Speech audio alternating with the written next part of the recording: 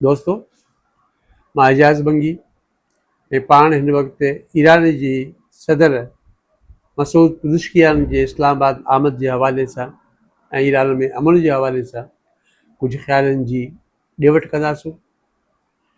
त दोस्तों, तव्हां ॾिठो त ईरान जो सदर मसूद पुज़ुशकियान जॾहिं गुज़िरियल ॾींहुं पाकिस्तान आयो, हिन जी आमद ते इस्लामाबाद खे रवायती नमूने सां जहिड़ी तरह घेरे में आंदो वियो त उतां जा शहरी वरी पंहिंजे घरनि में नज़रबंदि थी विया। पर इस्लामाबाद जा शहरी हाणे आदी थी विया आहिनि। हर एहतजाज ऐं हर VIP शख़्सियत जे आमद ते इस्लामाबाद वारनि जे लाइ पंहिंजे घरनि में क़ैद थी वञणु मामूल बणिजी वियो आहे। सो पंहिंजो मौज़ू पाण वारा हुक्मरान न, पर पंहिंजी पाड़ेसरी मुल्क जो उहो सदर आहे जंहिंजो नालो त मसूद आहे। हुनजो ख़ानदान तिब सां तालुक़ रखण सबबु पुज़ुशकियान सॾियो वेंदो आहे। फारसीअ में पुज़ुशकियान जो मतिलबु डॉक्टर आहे। सो पाण जेकॾहिं मसूद खे डॉक्टर मसूद चऊं त सम्झणु खपे त पाण मसूद पुज़ुशकियान जो ज़िक्र करे रहिया आहियूं। सो मसूद पुज़ुशकियान ईरान जे उन इलाइक़े में हुनजो जनमु थियो जेको इलाइक़ो आज़रबाईजान जे वेझो आहे। ऐं असांखे इहो बि न विसारणु खपे त हीउ उहो ई इलाइक़ो आहे जंहिं इलाइक़े में ईरान जो अॻूणो सदर इब्राहिम तमामु मशकूक हालतुनि में हादसे जो शिकार थियो हो। ऐं अञा ताईं इहे शक शुबा मीडिया में गर्दिश था कनि त हू के हवाई हादसे जो शिकार न थियो, पर हुन ते हमिलो कयो वियो।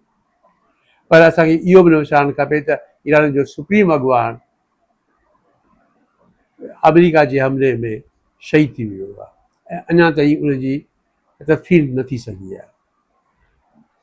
इन सॼी सूरत हाल खे मुंहुं ॾींदे ईरान जंहिं साबित क़दमीअ सां, जंहिं जुरत सां ऐं जंहिं एतमाद सां अमेरिका जी अखियुनि में अखियूं विझी ऐं पंहिंजे मुल्क जो तहफ़ुज़ कयो, उन तहफ़ुज़ सबबु दुनिया सॼी दुनिया ईरान सां गॾु बीठी रही। ईरान सां गॾु बीहण जे करे अमेरिका तमामु परेशान थियो ऐं ख़ासि तौर ते ईरान जेको आबनाए हुर्मुज़ वारो पतो इस्तेमालु कयो, उनखां पोइ त अमेरिका वटि हिन जंग मां जान छुॾाइण जे लाइ बि को बि ज़रियो न बचियो।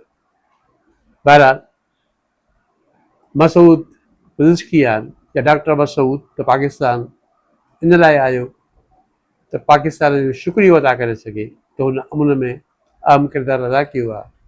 पर तारीख़ खे इहो फ़ैसिलो ॾियणो आहे त पाकिस्तान इहो अहसान अमेरिका ते कयो आहे या ईरान ते कयो आहे। छाकाणि त परेशान ईरान न हुयो, जंग सबबु सभ खां वधीक परेशान ट्रम्प हुयो ऐं ॿिए नंबर ते पिशेमान अमेरिका हो जंहिं ट्रम्प जहिड़े सदर खे वोट ॾेई हुक्मरानी जो हक़ अदा कयो आहे।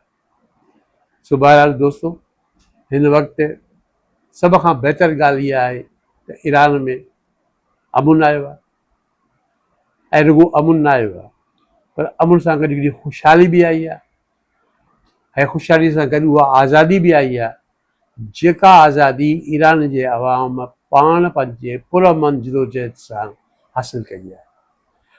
हुननि जे हुक्मराननि, हुनजे बुनियाद परस्त हुक्मराननि ईरान जे मथां, ईरान जे उन अवाम जे मथां जेको उन्हनि सां सियासी तौर ते मुतफ़िक़ न हो, उन्हनि जे मथां जेको जबुर कंदा रहिया ऐं जेको ज़ुल्म कंदा रहिया, उनजो पहलू अलॻि आहे ऐं असां उन जबर ऐं उन ज़ुल्म जी मज़म्मत बि कंदा रहिया आहियूं। पर हिन वक़्तु मजबूरी तौर ते सॼो ईरान हिकिड़े एके में आहे, हिकिड़े इतिहाद में आहे, हिकिड़ी ॿधीअ में आहे। हुननि पंहिंजा जुज़वी सबूरा इख़्तिलाफ़ फ़रामोश करे छॾिया आहिनि ऐं उन सॼी दुनिया खे इहो पैगाम ॾिनो आहे त जेकॾहिं कंहिं बि मुल्क जो अवाम पाण में ईअं इतिहाद करे थो ऐं हिमत जुरत जो मुक़ाबिलो करे थो त कमज़ोर फ़ौज बि दुनिया जे ताक़तवर फ़ौज बल्कि सुपर पावर खे शिकस्त ईअं ॾेई सघे थी जीअं ईरान अमेरिका खे शिकस्त ॾिनी आहे। ईरान जी फतह रुॻो ईरान जी फतह न आहे, पर इहा उन्हनि समूरनि मज़लूम ऐं समूरनि ग़रीब मुल्कनि जी फतह आहे जेके इन क़िस्म जी फतह जो हौसलो हाणे पाण में पैदा करे सघनि था। न त उन खां अॻु में दुनिया जो को मुल्क इहो सोचे बि न पिए सघियो त अमेरिका जहिड़ी दैव क़ाबत मुल्क खे ईअं शिकस्त फाश ॾेई सघिजे थी। ईरान अमेरिका खे शिकस्त ॾिनी ऐं उन शिकस्त खां पोइ अॼु ईरान जे अवाम खे उहो अमुन नसीबु थियो आहे, उहो अमुन नसीबु थियो आहे जंहिं अमुन जे लाइ शाइरनि जा गीत हूंदा आहिनि, जंहिं अमुन जे लाइ मुसवरनि जा शाहकार हूंदा आहिनि, जंहिं अमुन जे लाइ माऊं लोरियूं ॻाईंदियूं आहिनि, जंहिं अमुन जे लाइ ॿार सबक़ु पढ़ंदा आहिनि, जंहिं अमुन जे लाइ अवाम ख़्वाबु ॾिसंदो आहे। ऐं अहिड़ो ख़्वाबु असांजी सिंधी ॿोलीअ जे तमामु ख़ूबसूरत ऐं तमामु सरमोट शाइर शेख याज़ जो बि आहे।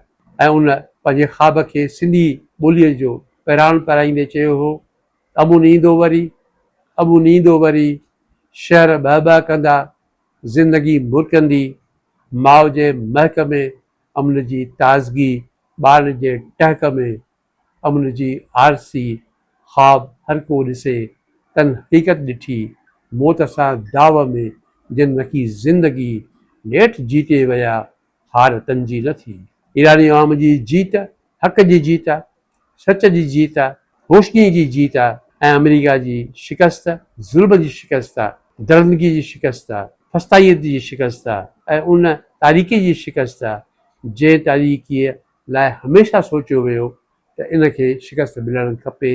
अॼु नेठि उनखे शिकस्त मिली आहे ऐं अहिड़ी तरह असांजूं मुबारकूं, असांजूं दिलि जी वाधायूं, असांजूं मुस्कुराहटूं उन सॼे ईरान लाइ, जेको ईरान असल में हुक्मरान न आहे, फ़ौज न आहे, जनरल न आहिनि, उतां जो नौजवान, उतां जो पीर सन, उतां जो मासूम ॿारनि जहिड़ो अवाम आहे। ईरान जे अवाम खे लख लख वाधायूं।